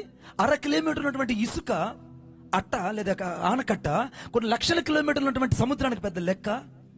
ఒక్కసారి అనగా అమాంతం వచ్చి అంతటి నాశనం చేసేయగలదు. కానీ ఆ దేవుడు ఆజ్ఞాపించాడు, ఆ ఇసుకను సరిహద్దును నువ్వు మీరకూడదు అన్నాడు.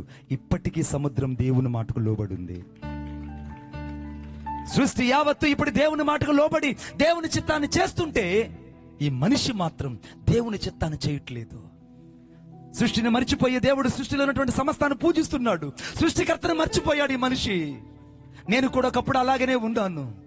నిద్ర లేచిన వెంటనే అంబస్య నారే భువన్నస్య నకస్య నహావృష్టి నహోతో నహీయాన్ సర్వేశ్వరం సర్వస్యం ఏషం సర్వేషం ఏషం సర్వస్య యశోంతర్యామేషాయేని ఓం శ్రీ మృదమజయాయ నమః. ఇంతటి నిష్ఠ కలిగిన కుటుంబంలో పుట్టిన వ్యక్తిని, ఇంత నిష్ఠ కలిగిన మనుషులతో ప్రయాణం చేసిన వ్యక్తిని నాకు యేసు ప్రభు అంటే తెలియదు. నీకులాగా నేను దూరంగా నిలబడ్డాను. ఎటు చూసిన తాయితులు, ఎటు చూసిన విగ్రహారాధన, ఎటు చూసిన రకరకాల పైచాచిక శక్తులని నా శరీరం అంతా తాండవించేటివి. రకరకాల తాయితులు, రకరకాల విభూదులు, రకరకాల తిలకాలు నా శరీరం అంతా తాండవిస్తూ బతికాను. నేను ఎక్కడ కనపడితే అక్కడ నేను చెట్టుకు పుట్టుకు మొక్కేవాడిని. నా జీవితంలో నెమ్మది లేదు, సమాధానం లేదు, నా జీవితంలో శాంతి లేదు. ఇప్పుడు చూస్తూ ఉన్నట్టు కాదు, నాకు పక్షవాతం వచ్చి ఇలాగ నేను నడుచుకుంటూ తిరిగాను. పక్షవాతం వచ్చి ఇలాగ నడుచుకుంటూ తిరిగితే నన్ను చూసిన వాళ్ళందరూ కురూపి అన్నారు. చూసిన వాళ్ళందరూ కురూపి అన్నారు. పక్షవాతం వచ్చి కాలు చేపడిపోయింది, నోరంతా ఒక పక్కకి వెళ్ళిపోయింది. నాకున్నంత నత్తి చుట్టుపక్కల ఎవరికి లేదు, అంత నత్తితనం వచ్చేసింది పక్షవాతం వల్ల. కన్ను పూర్తిగా సన్నగిల్లిపోయింది. కుడికన్ను పూర్తిగా నాకు గమనించి చూస్తే చిన్నదిగా ఉంటుంది. అంతటి పక్షవాతపు రోగినైపోయాడు. పూలమ్మని చోట కట్టెలు అమ్ముకోలేక ఇక బతకడం వృధా అనుకొని ఊరు వదిలిపెట్టి వెళ్ళిపోయాను. పిచ్చితనం ఎక్కువైపోయింది, మతి చెలించిపోయింది. పిచ్చివాడిని 4 వీధులు తిరుగుతూ ఉండేవాడిని. పట్టెడన్నం కోసం ఊరూరు తిరిగాను. ఏ తలేని అన్నం పెడితే అంత అన్నం తిని అరుగుల మీద పడుకునేవాడిని. రకరకాల శక్తులు, రకరకాల దురాత్మలు నా శరీరాన్ని పట్టి పీడించు చేత నా శరీరం అంతా కూడా విచ్ఛిన్నమైపోయింది. నెమ్మది లేదు, సమాధానం లేదు, శాంతి లేదు. ఆ పైసా ఈ పైసా కోసం వాళ్ళని వీళ్ళని అడుక్కునే స్థితిలోకి వెళ్ళిపోయాను. ఎవరు అన్నం పెడతారని రాత్రిపూట అరుగుల మీద కూర్చొని ఆ పట్టెడన్నం కోసం దేగి అని ఎదురు చూసేవాడిని. పట్టెడన్నం కోసం. ఇక బ్రతకడం నేను వృధా అనుకొని సూసైడ్ చేసుకున్నాను. ఆ సూసైడ్ యొక్క ప్రభావం వల్ల నేను కోమాలోకి వెళ్ళిపోయాను. నన్ను తీసుకెళ్లి ధర్మాసుపత్రిలో పడవేశారు. పోస్ట్ మార్టం రూమ్ పక్కనే నేను పడిపోయి నన్ను తీసుకెళ్లి పడేశారు. డాక్టర్లు చెప్పారు, ఖచ్చితంగా యవనస్తుడు చచ్చిపోతాడు, ఇక బతకడు, ఈ అబ్బాయి చచ్చిపోతాడు, ఇంక బతకరన్నారు. ఆ పోస్ట్ మార్టం రూమ్ పక్కనే, ఆ శవాల గది పక్కన నన్ను పడేసినప్పుడు ఆ రాత్రిపూట వికృతంగా నేను అరుస్తుండేవాడిని. ఎంతగా అరిచేవాడిని, అంతగా అరిచేవాడిని. రకరకాల దురాత్మలను పీడిస్తున్నప్పుడు ఆ విష ప్రభావం నాకు ఎక్కువైపోయి నా కంటి చూపు మందకెళ్ళిపోయినప్పుడు ఆ విషమంతా నా శరీరంలో విచ్ఛిన్నమైపోయి నేనంతా ఒక బ్లూ కలర్ గా మారిపోయినప్పుడు ఆ పిచ్చితనం ఎక్కువైపోయి అరవడం ప్రారంభించాను. మెదడు కొట్టేసింది ఆ విషము. పూర్తిగా మనిషిని నేను కోల్పోయాను, మనిషి రూపాన్ని కోల్పోయాను. సరిగ్గా 3వ తేదీ 5వ నెల 1997 శనివారం రోజున 2 వ్యక్తులు నా దగ్గరకు వచ్చి ఒక కరపత్రిక ఇచ్చి, యేసు ప్రభుని నమ్ముకో బాబు, ఆయన నిజమైన దేవుడు, ఆయన రక్షకుడు, ఆయన నమ్ము అనంటే నాకెక్కడో వినపడుతున్నాయి ఈ మాటలు. ఎక్కడో వినపడుతున్నాయి. కొన్ని లోయల గుండా వెళ్తే ఎంత ఉంటుంది ఆ ప్రతిధ్వని, అలా వినపడుతున్నాయి. దీని అమాంతంగా బలవంతంగా ఆ యొక్క కరపత్రిక తీసుకుని ఎవరు ఈయన అని అన్నాను. వాళ్ళు అన్నారు, యేసు ప్రభు దేవుడు, ఆయన నమ్ముకో బాబు అంటే అన్నాను. నాకు ఈ దేవుడు అక్కర్లేదు, మా వాళ్ళు 300 కోట్ల మంది ఉన్నారు. 3 కోట్ల మంది మా వాళ్ళు ఉన్నారు. ఒకరు కాదు, ఇద్దరు కాదు, 3 కోట్ల మంది ఉన్నారు. నాకు అక్కర్లేదు ఈ దేవుడు అన్నాను. వాళ్ళు ఏవో కొన్ని మాటలు చెప్పారు, ఏదో చిన్న ప్రార్థన చేసినట్టుగా ఉన్నారు. ఆ కరపత్రిక నా చేతికి ఇచ్చారు. దాన్ని తీసి నా గుడ్డల మూట కింద, నా తలగడ కింద పెట్టుకున్నాను. ఒక సంచి ఉండేది నా దగ్గర, గోతంతో కుట్టిన సంచి ఒకటి, ఆ గుడ్డలకు మూట కింద పెట్టుకున్నాను ఆ కరపత్రికను. ఆ రాత్రి నేను ఏడుస్తున్నాను వెక్కిపెట్టి, సర్వేశ్వరా నువ్వు ఎవరో నాకు తెలియదు, నువ్వు దేవుడు అయితే నన్ను కాపాడు, నువ్వు దేవుడు అయితే నన్ను కాపాడు. నా కిటికీ ఎదురుగా 7 గుంటలు కనపడుతున్నాయి. నా కిటికీ ఎదురుగా ఆ స్వయంపడినటువంటి కాశీ విశ్వనాథుడు కనబడుతున్నాడు. నేను శ్రీకాళహస్తిలో పుట్టాను. శ్రీ అనగా శ్రీ మన సాలిపురుగు, కాళ అంటే సర్పము, హస్తి అంటే ఏనుగు. దక్షిణ కాశీలో పుట్టినటువంటి మహాపుణ్యక్షేత్రంలో పుట్టానని గర్వించాను. అచేతన స్థితిలో పడిపోయాను, నిస్సహాయతలోకి వెళ్ళిపోయాను. నేను ఇప్పుడు మూలగొడను ప్రారంభిస్తున్నాను, చావు వస్తే బాగుందని. ఆ రాత్రి నేను వికృతంగా అరుస్తూ ఉంటే నా పక్కనున్న వార్డులో ఉండాలనుకుంటారంట, ఈ రాత్రి ఖచ్చితంగా యవనస్తుడు చచ్చిపోతాడు, ఏదో ఒక చీకటి శక్తి ఇతను ఆవరించింది, ఈ రాత్రి ఇతను చంపుకొని తీసుకెళ్తుంది, చస్తాడు ఇతను రాత్రికి అనుకున్నారంట. ఆ రోజు 60 క్యాండ్ల బల్బులు, 10 రూపాయల బల్బులు నెట్టివి. ఆ హాస్పిటల్ ఆ వార్డులో 10 రూపాయల బల్బు వేస్తున్నారు. నేను ఆ బల్బు పై చూస్తూ అరుస్తున్నాను. ఇక చచ్చిపోతే బాగుందని నా తలగడ దగ్గరటువంటి ఆ యొక్క గుడ్డల మూట తీసుకొని నా ముఖం మీద గట్టిగా కప్పుకునేసాను. 1 నిమిషం అయిపోయింది, 2 నిమిషాలు అయిపోతున్నాయి. ఇక కొద్దిసేపట్లో గాలిలో పత్తి దూది ఏ రీతిగా ఎగిరిపోతుందో ఆ రీతిగా నా ప్రాణం అమాంతంగా తేలిపోతుంది. నాకు అర్థమైపోతుంది, ఎవరో నా దేహాన్ని విడిచిపెట్టి వెళ్ళిపోతున్నారండి. తల్లిని కోల్పోయాను, తండ్రి ప్రేమకు దూరం అయిపోయాను, నా అంటూ ఎవరు లేరు, ఉన్నా నా చుట్టూ ఎవరు లేరు. పత్తి గాళ్ళు దూదిలో తేలుతూ ఉంటే ఇక కొద్దిసేపట్లో నా దేహంలో నుంచి నా ఆత్మ వెళ్ళిపోతుందని నాకు అర్థమవుతుంది. ఉన్నట్టు ఉండే ఆ వెలుగులో నుంచి అచేతన స్థితిలో పడి ఉన్న నా యొద్దకు తెగని కత్తిపీట మీద మాంసానికి వస్తే ఏ రీతిగా అయితే రక్తము జల్ల జల్ల జల్లని ప్రవహిస్తుందో అంతటి పచ్చి గాయపడిన హస్తము నా యొద్దకు వచ్చి నన్ను ముట్టి స్వస్థపరిచింది నజరేయుడైన యేసుక్రీస్తు ప్రభు. ఆ రాత్రి నన్ను తాకింది నజరేయుడైన యేసుక్రీస్తు ప్రభు. ఆ రాత్రి నన్ను దర్శించింది నజరేయుడైన యేసుక్రీస్తు ప్రభువు. ఈ రాత్రి నా యేసు ప్రభు నిన్ను తాకడానికి సిద్ధంగా ఉన్నాడు. నన్ను తాకింది, నన్ను ముట్టి స్వస్థపరిచి నన్ను నిలబెట్టాడే ఆ మహా గొప్ప దేవుడు ఈ రాత్రి నిన్ను దర్శించబోతున్నాడు. నువ్వు ఎంతటి అనారోగ్యంలో ఉన్నా ఈ రాత్రి నీకు విడుదల కాబోతుంది. ఎన్ని రకాల శ్రమలతో వచ్చినా నీ శ్రమ నుంచి నీకు విడుదల కాబోతుంది. ఎంత కష్టాల కడల్లో వచ్చినా ఈ రాత్రి నీకు విడుదల కాబోతుంది. ఎన్నిసార్లు నువ్వు గొడ్డుపోతుని పిల్లబడ్డావో వారి కందులు ఇతని దేవుడు సంతృప్తి కలిగిన ఇల్లాలుగా నిన్ను చెయ్యబోతున్నాడు. ఎవరి ఎదుటైతే నువ్వు అన్ని విషయాలలో ఓడిపోయావో, ఎవరి ఎన్ని ఎంట్రులోకి వెళ్ళినా నీ జీవితం అంతా ఓటమి ఓటమి ఓటమి అయిపోయిందో, ఆ ఓటమి కలిగిన జీవితాన్ని, చిరిగిపోయిన ఇస్తర కంటే ఘోరమైన జీవితాన్ని ఈ రాత్రి కుట్టి రాజభోజనం వడ్డించడానికి నజరేయుడైన యేసుక్రీస్తు ప్రభు ఎక్కడ నిలిచి ఉన్నాడు. ఆయన పేరు ఈ రాత్రి విమోచించే దేవుడు. కొట్టండి చప్పట్లు గట్టిగా. విడిపించే దేవుడు, రక్షించే దేవుడు, కాపాడే దేవుడు. ఆయన మాత్రమే దేవుడు. ఈ సృష్టి యావత్తు ఈ సృష్టికర్తను తలంచుకొని రోధిస్తూ మూలుగుతుంది. వచ్చేయ్యా తొందరగా, ఈ మనుషుల్ని భరించలేకపోతున్నానయ్యా, వీళ్ళు సృష్టికర్త నిన్ను మరచి సృష్టిని పూజిస్తున్నారయ్యా, నువ్వు తొందరగా వచ్చేయి, నువ్వు తొందరగా వచ్చేయి. మీరు నమ్ముతారో లేదో గానీ గ్లోబల్ వార్మింగ్ అంటే ఈరోజు ఈ 46 డిగ్రీల టెంపరేచర్. ఈరోజు ఎందుకు ఎండలు తీరుతున్నాయో తెలుసా? మన కళ్ళ ఉన్నటువంటి సూర్యుడు సైతము తన ప్రతాపాన్ని, ఉగ్రతను భూమి మీద కుమ్మరిస్తున్నాడు. తెలుసా నీకు? పైనుంది ఒక షెల్టర్ లాంటి ఒక ఓజోన్ పొర. ఆ ఓజోన్ పొర రోజు రోజు కరిగిపోతుందట. ఇక రోజు రోజు కరిగిపోతూ ఉంటే ఒక్కసారిగా సూర్యుల నుంచి వచ్చిన డైరెక్ట్ యురేనేసినటువంటి కిరణాలు మనుషుల మీద పడగానే మనుషులు మాడి మసైపోయే రోజులు రాబోతున్నాయి. నీకు తెలుసా? ఏ సృష్టి అయితే ఇప్పటిదాకా నేను కాపాడుకుంటూ వచ్చిందో ఆ సృష్టి యావత్తు నేను నాశనం చేయడానికి సిద్ధంగా ఉంది. ఏ చంద్రుడు శరదృతుల్లో ఎంత చక్కగా అందంగా ఉండి నీకు వెలుగు ఇవ్వడానికి వచ్చాడో, అదే చంద్రుడు రక్తవర్ణంగా మార్చబడి భూమికి దగ్గరగా వచ్చినప్పుడు ఈ భూమి యావత్తు అతలాకుతలమైపోయి సముద్రాలన్నీ భూమి మీదకు వచ్చి పొంగి సునామీ రూపంలో నాశనము చేయబోతున్నాయి. ఏ సముద్రం అయితే ఆకాశ మేఘాలు ఏర్పడి మనుషులకు వర్షాలు ఇవ్వడానికి ఈ రోజు కారణమవుతున్నాయో, అదే సముద్రం భూమి మీదకి వస్తుందని ఎవరికి అర్థం కాలేదు. 2001వ సంవత్సరం డిసెంబర్ 26వ తారీఖున సునామీ వచ్చి సముద్ర దీవులో పుట్టిన సునామీ విశాఖపట్నం దాకా వచ్చినప్పుడు దాదాపు 10,000 మందికి పైగా ప్రజలు చచ్చిపోయారు. మద్రాసు పట్టణంలో ఎంత భయంకరంగా ప్రజలు చచ్చిపోయారంటే అంత భయంకర చచ్చిపోయారు. సముద్రం పొంగుతుందని అప్పుడు దాకా ఎవరికి తెలియదు. ఇక్కడున్న పెద్దవాళ్ళకి, పిల్లల కథ దేవుడు ఇరుకు. మాకు కూడా తెలియదు సముద్రం పొంగుతుందని. అది పొంగి ఊరి మీదకు ఉప్పెంగుతుందని ఎవరికి తనకు ఒక పేరు పెట్టారు, సునామీ అని. భూజన్య పట్టణంలో 2000 సంవత్సరం సరిగ్గా జనవరి మాసం 26వ తారీఖున రిపబ్లిక్ డే జరుగుతా ఉంది ఢిల్లీలో. భూజన్య పట్టణంలో భూకంపం వచ్చింది.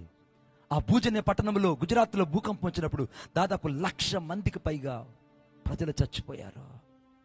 నీకు తెలుసా? భూకంపాలు ఒక పక్క, ఏ భూమి అయితే నేను నిన్ను బతికిస్తానని చెప్పిందో ఆ భూమి కంపించి మనుషులను చంపేస్తుంది. ఏ సముద్రం అయితే నేను కాపాడుతానని చెప్పిందో ఆ సముద్రం సునామీ రూపంలో వచ్చి మనుషులను చంపేస్తుంది. ఏ సూర్యుడు అయితే నీకు వెలుగిస్తానని చెప్పాడో ఆ వెలుగు చేత సమస్త మనుషుల్ని దహించడానికి ఇష్టపడుతుంది. ఈ సృష్టి ఎందుకు ఇంత విలయతాండం చేస్తుందో తెలుసా? సృష్టికర్త అయిన యేసయ్య కొరకు సృష్టి యావత్తు మూలుగుతూ ఉంది. వచ్చేయి నాయన తొందరగా, నువ్వు వచ్చి మాకు న్యాయము తీర్చని అడుగుతుంది. చదవండి నాతో పాటు దయచేసి. 2వ పేతురు రాసిన పత్రిక 3వ అధ్యాయం 10వ వచనం. 2వ పేతురు రాసిన పత్రిక 3వ అధ్యాయము 10వ వచనం. 3వ అధ్యాయం 10వ వచనం. 2వ పేతురు రాసిన పత్రిక 3వ అధ్యాయం 10వ వచనం.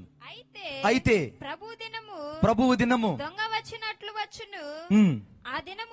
ఆ దినమున ఆకాశములు మహాధ్వనితో గతించిపోవును. గమనించండి, ఆకాశములు, చదువమ్మా, మహాధ్వనితో గతించిపోవును. ఆకాశముల, మీరు మీ బైబిల్లో చెప్పండి గట్టిగా. ఆకాశములు చెప్పండి నాతో పాటు. నువ్వు చూసేది ఒక ఆకాశమే. బైబిల్ చెప్తుంది, కొరింథీయుల రాసిన పత్రిక అపోస్తలులకు రాయబడింది, అది 3 ఆకాశాలని. 3 ఆకాశాలు ఒక్కసారిగా మహాధ్వనితో, మిక్కుటమైన వేండ్రముతో, నాశనము అగ్ని చేత దగ్గ మండిపోబోతుంది. తరువాత తల్లి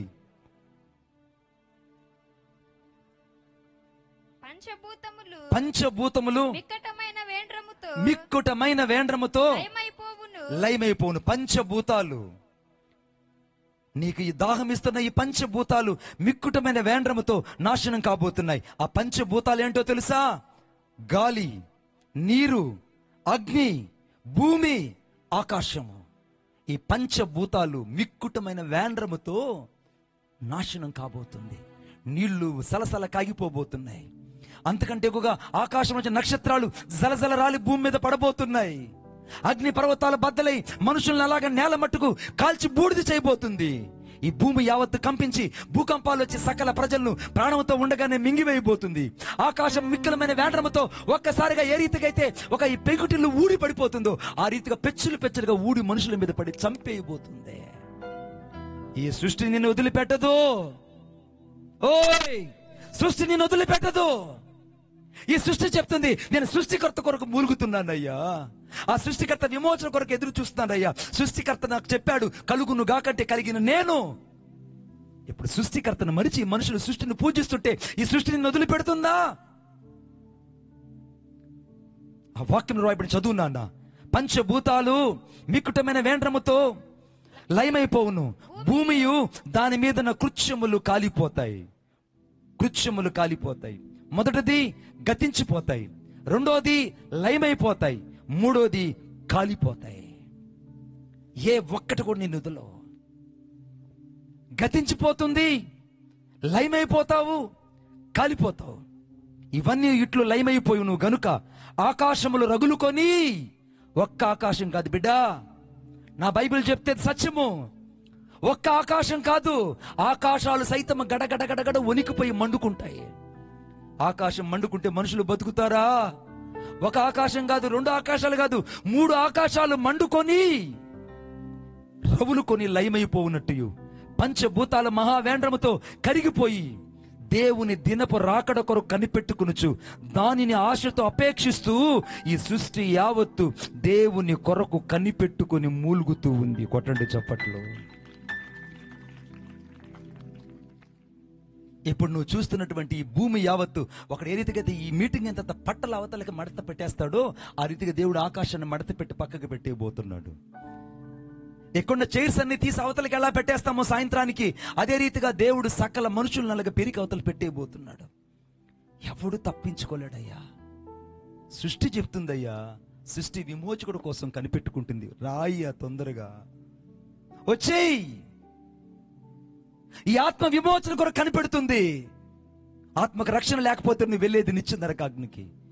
ఈ దేహము విమోచన కొరకు కనిపెడుతుంది. త్వరగా నువ్వు వచ్చే తండ్రి, నువ్వు వచ్చేసి నాకు మహిమా దేహాన్ని ఇవ్వయ్యా. ఈ పాపపు ప్రపంచంలో, ఈ పాపపు లోకములో జీవించలేరని భక్తి కలిగిన వాళ్ళు ఇంకా మూలుగుతూ ఏడుస్తున్నారు. ఈ సృష్టి యావత్తు విమోచన కొరకు కనిపెడుతుంది. క్రొత్త ఆకాశం, క్రొత్త భూమి ఈ భూలోకంలోకి రాబోతుంది. ఇప్పుడు చూస్తున్న నక్షత్రాలు ఇక ఉండవు, సూర్యుడు ఇక ఉండడు, చంద్రుడు ఇక ఉండడు. సకల సృష్టి యావత్తు నాశనం కాబోతుంది. పంచభూతాలు లయమైపోతున్నాయి. మిక్కుటమైన వేండ్రముతో అన్ని కూడా కరిగిపోబోతున్నాయి. ఇంత మహాభయంకరమైన దీక్ష నుంచి నువ్వు తప్పించుకోగలవా? నువ్వు తప్పించుకోగలవా? ఈ రాత్రి నువ్వు తప్పించుకోవడానికి ఒకే ఒక మార్గం. ఆ ప్రకటన గ్రంథంలో 3 లోకాలు జయించి ఆ గ్రంథాన్ని విప్పాడే ఆయన మాత్రమే ఈ రోజు నిన్ను రక్షించగలడు. కొట్టండి చప్పట్లు గట్టిగా. ఆ 3 లోకాలను జయించిన నజరేయుడైన యేసుక్రీస్తు ప్రభు మాత్రమే ఈ రోజు నీకు విమోచన దయచేయగలడు. ఈ రాత్రి నిన్ను విడిపించగలడు. ఈ రాత్రి నిన్ను స్వతంత్రుని చేయగలడు. ఈ రాత్రి పాపముల నుంచి, శాపముల నుంచి, మరణకరమైన రోగముల నుంచి నిన్ను విడిపించి రక్షించగలడు. ఆయన మాత్రమే రక్షకుడు. ఈ రాత్రి నేను చెప్పింది విమోచన గురించి చెప్పాను. రేపటి దినాన ద డే ఆఫ్ జడ్జిమెంట్, దేవుని తీర్పు గురించి చెప్తాను. లేచి నిలబడదాం, లేచి నిలబడదాం, లేచి నిలబడదాం. ఓ థ్యాంక్ యూ జాన్స్, థ్యాంక్ యూ జీసస్.